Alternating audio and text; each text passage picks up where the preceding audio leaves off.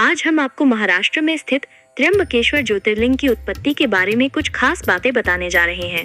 Please हमारे channel को like और सब्सक्राइब जरूर कर ले। सावन का महीना शुरू हो चुका है। भगवान शिव के भक्तों के लिए ये महीना बहुत ही खास है। भक्त इस महीने में शिव जी की भक्ति में पूर्ण रूप से लीन रहते हैं और नियमित रूप से अपनी उपासना कर उनका आशीर्वाद भी प्राप्त करते हैं। वहीं कुछ भक्त सावन के दौरान भगवान शिव की आराधना हेतु उनके 12 ज्योतिर्लिंगों के दर्शन करने भी जाते हैं। माना जाता है कि भगवान शिव की लिंग स्वरूप में पूजा सबसे ज्यादा होती है और इस स्वरूप में भगवान ज्योति के रूप में विद्यमान रहते हैं, इसलिए इसे ज्योतिर्लिंग कहा जाता है। कहते हैं कि अगर रोजाना सुबह इन 12 ज्योतिर्लिंगों के नाम का स्मरण किया जाए तो इससे 7 जन्मों के पाप धुल जाते हैं। आइए इसी कड़ी में आज आपको महाराष्ट्र में स्थित त्र्यंबकेश्वर ज्योतिर्लिंग की उत्पत्ति और उसके कुछ रोचक तथ्यों के बारे में बताते हैं। क्या है त्र्यंबकेश्वर ज्योतिर्लिंग की कथा? त्र्यंबकेश्वर ज्योतिर्लिंग महाराष्ट्र के नासिक शहर से लगभग 30 किलोमीटर दूर त्र्यंबक गांव में स्थित है। इस मंदिर का नाम त्र्यंबकेश्वर इसलिए पड़ा क्योंकि ये 3 पहाड़ों ब्रह्मगिरी, नीलगिरी और कालगिरी से घिरा हुआ है। साथ ही गोदावरी नदी यहाँ से शुरू होती है, जो इसे और भी खास बनाती है। शिव पुराण की श्रीकोटि रुद्र संहिता के 42वें गोतमी नदी के किनारे ऋषि गौतम की प्रार्थना और कामना से हुई थी। कथा के अनुसार बहुत समय पहले गौतम ऋषि नाम के एक बड़े तपस्वी थे। वो अपनी पत्नी अहिल्या के साथ जंगल में रहते थे और तपस्या करते थे। जहाँ गौतम ऋषि रहते थे उस इलाके में लंबे समय तक बारिश नहीं हुई थी, सूखा पड़ गया था। तब गौतम ऋषि ने भगवान वरुण से वहाँ पानी की कमी दूर करने की प्रार्थना की थी। वरुण देव प्रसन्न हुए और पानी की धारा फूट पड़ी। ये धारा गोदावरी नदी की शुरुआत थी। अब इस चमत्कार से गौतम ऋषि की ख्याति और बढ़ गई। आसपास के कुछ ऋषियों को ये अच्छा नहीं लगा कि गौतम ऋषि इतने पूजनीय हो रहे हैं।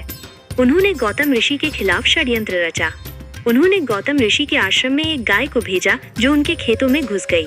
जब गौतम ऋषि ने गाय को हटाने की कोशिश की तो गलती से गाय की मृत्यु हो गई।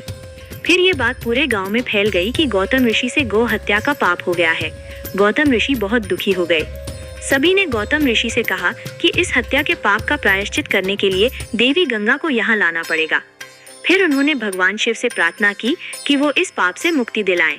गौतम ऋषि ने ब्रह्मगिरी पर्वत पर घोर तप किया। आप अभी तक चैनल को सब्सक्राइब नहीं किए हैं तो प्लीज हमारे चैनल को लाइक और सब्सक्राइब जरूर कर ले। आखिरकार शिव जी प्रकट हुए और उनसे वरदान मांगने को जिसे देवी स्थान पर भेजने का वरदान मांगा। देवी गंगा ने कहा कि अगर शिवजी भी उस स्थान पर ज्योति रूप में रहेंगे तभी वो भी वहां रहेंगी। गंगा की बात सुनकर शिवजी ने त्र्यंबकेश्वर ज्योतिर्लिंग के रूप में ब्रह्मा, विष्णु और महेश के साथ लिंग रूप में वहां रहने का निर्णय लिया। इसके बाद गंगा नदी गौतमी गोदावरी के रूप में वहां बहने लगी। इस तरह त्र्यंबकेश्वर ज्योतिर्लिंग की उत्पत्ति हो गई। क्यों खास है त्र्यंबकेश्वर ज्योतिर्लिंग? आज भी लोग यहाँ पापों से मुक्ति, मन की शांति और आशीर्वाद पाने के लिए आते हैं। खासकर कुंभ मेले के समय तो ये जगह और भी खास हो जाती है। यहाँ कैसे पहुँचे? रेल मार्ग। अगर आप दिल्ली एनसीआर में रहते हैं तो आपको सबसे पहले दिल्ली से मुंबई की ट्रेन लेनी होगी जो 27 घंटे का सफर रहेगा। फिर मुंबई पहुँचने के बाद वहाँ से आपको नासिक जाने के लिए ट्रेन मिल जाएगी जो 2 घंटे 17 मिनट तक का सफर रहेगा। उसके बाद नासिक सेंट्रल बस स्टैंड से आपको त्र्यंबकेश्वर ज्योतिर्लिंग के लिए बस मिल जाएगी।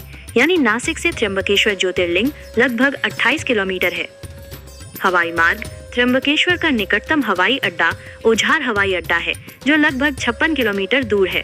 दिल्ली एनसीआर से यात्रा करने वालों के लिए मुंबई का छत्रपति शिवाजी हवाई अड्डा एक अच्छा विकल्प है जो त्र्यंबकेश्वर से लगभग 180 किलोमीटर दूर स्थित है। इसके अलावा नासिक हवाई अड्डा भी एक अच्छा विकल्प है जो त्र्यंबकेश्वर मंदिर से लगभग 30 से 40 किलोमीटर दूर है। आप इन हवाई अड्डों से टैक्सी या बस लेकर त्र्यंबकेश्वर मंदिर पहुंच सकते हैं। ये जानकारी अच्छी लगी है तो प्लीज हमारे चैनल को लाइक और सब्सक्राइब और शेयर जरूर कर ले। जय श्री राम जरूर लिखे।